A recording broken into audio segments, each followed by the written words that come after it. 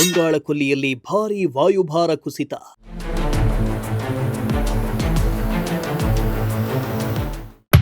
ಇನ್ನೆರಡು ದಿನ ರಾಜ್ಯದಲ್ಲಿ ಮಳೆಯಾಗುವ ಸಾಧ್ಯತೆ.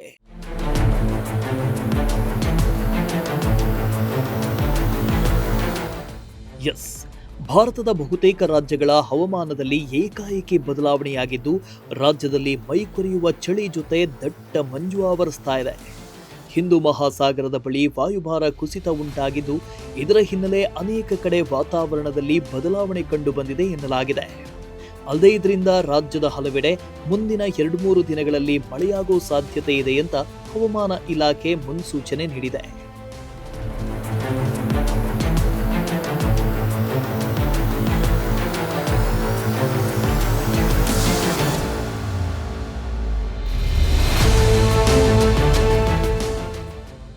ಇನ್ನು ಬಂಗಾಳ ಕೊಲ್ಲಿ ಮತ್ತು ಹಿಂದೂ ಮಹಾಸಾಗರದಲ್ಲಿ ವಾಯುಭಾರ ಕುಸಿತ ಉಂಟಾಗಿದ್ದು ಮುಂದಿನ 24 ಗಂಟೆಗಳಲ್ಲಿ ವಾಯುಭಾರದ ಪರಿಣಾಮ ರಾಜ್ಯದ ಮೇಲೆ ಬೀರಲಿದೆ. ಬೆಂಗಳೂರು, ತುಮಕೂರು, ಕೋಲಾರ, ಮೈಸೂರು, ಮಂಡ್ಯ, ಚಿಕ್ಕಬಳ್ಳಾಪುರ, ಶಿವಮೊಗ್ಗ, ಚಿಕ್ಕಮಗಳೂರು, ಕೊಡಗು, ದಾವಣಗೆರೆ, ಹಾಸನ, ದಕ್ಷಿಣ ಕನ್ನಡ, ಉತ್ತರ ಕನ್ನಡ, ಉಡುಪಿ ಜಿಲ್ಲೆಗಳಲ್ಲಿ ಚದುರಿದಂತೆ ಮಳೆಯಾಗಲಿದೆ ಅಂತ ಹವಾಮಾನ ಇಲಾಖೆ ತಿಳಿಸಿದೆ.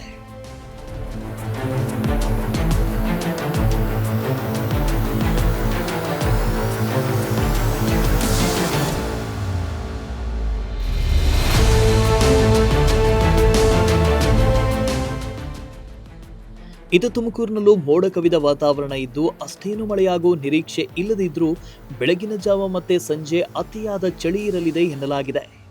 ಈ ಅವಧಿಯಲ್ಲಿ ಸಾರ್ವಜನಿಕರು ಆರೋಗ್ಯ ಮುನ್ನೆಚ್ಚರಿಕೆಗಳನ್ನು ಅನುಸರಿಸುವಂತೆ ಇಲಾಖೆ ಸೂಚಿಸಿದೆ. ಇನ್ನು ಹಲವಾರು ಜಿಲ್ಲೆಗಳಲ್ಲಿ ಮಳೆಯ ಯಾವುದೇ ಲಕ್ಷಣಗಳಿಲ್ಲದೆ ನಿರಂತರ ಶುಷ್ಕ ವಾತಾವರಣ ಕಂಡುಬರ್ತಾ ಇದ್ದು ಜನರು ಬದಲಾಗ್ತಿರೋ ವಾತಾವರಣಕ್ಕೆ ತಂಡ ಹೊಡಿತಿದ್ದಾರೆ. Bureau report, Prajashakti TV, Tumakuru.